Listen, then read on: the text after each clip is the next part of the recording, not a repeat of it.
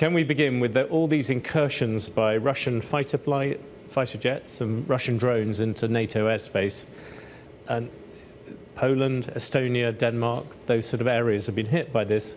And we report today that Britain, France and Germany have told the Russians that if that happened again, NATO, particularly with the jets, would shoot them down. Is that your understanding as well, or you don't know? Well, this type of messaging is taking place all the time, of course, informal. So not for me to comment, of course. But hey, let's face it. We have trained and prepared for these situations, and our fighter jet pilots know exactly what to do for 50 years now, from the Soviet days to now with Russia. We have had these incursions before. They will assess the danger, and if the danger is such that they feel they really have to take down the plane, then they can. But they can also decide that there is no imminent threat, and then they will escort them outside of the airspace. I think the message has got through to the extent that you don't expect the Russians to do it again.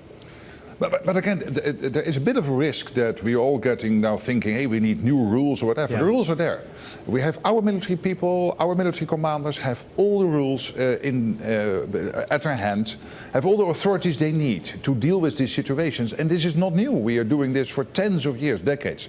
And we have seen this from the Russians. It is reckless, it's unacceptable. We're still assessing whether the drones in Poland and the fighter jets in Estonia, whether it was intentional. We don't know yet. Yeah. Still being assessed, of course, with Copenhagen, with Denmark. I spoke with the Prime Minister this morning. There we are also still assessing who was behind this. Also very worrying what happened there, obviously, and we're all working on that. But when it comes to these fighter jets, that's not new. It's bad, it should stop. But our pilots know what to do, and if necessary, they can do the ultimate. Is there a difference, though, isn't the Russian, with the fighter jets, there seems to be quite a clear policy, as you've said, that's been for years. Russian jets should not come into NATO airspace. The drones is much more complicated because there tend to be lots of them. They're hard to defend against it. And there you seem to have a kind of, there's the intentionality problem that you pointed out. You know, is this on purpose? Isn't it?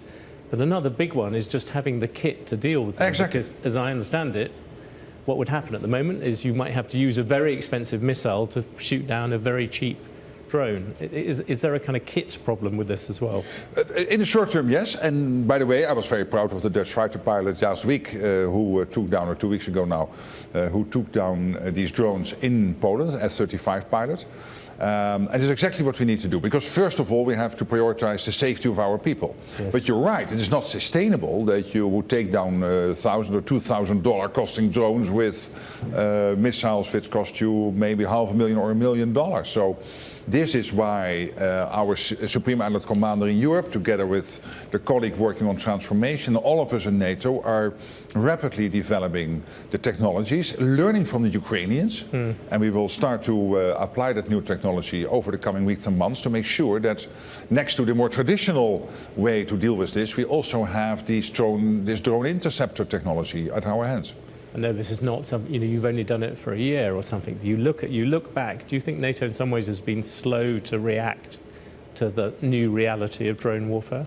I don't think so, because we have this joint center together with Ukraine, JTEC, which is based in Poland, where we take all the lessons from the Ukraine war.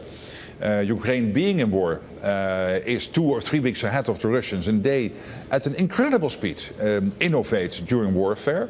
So we can learn from them. We will adapt as soon as possible. And in the meantime, if there are drones in our airspace, we will still take them down. We will protect our people.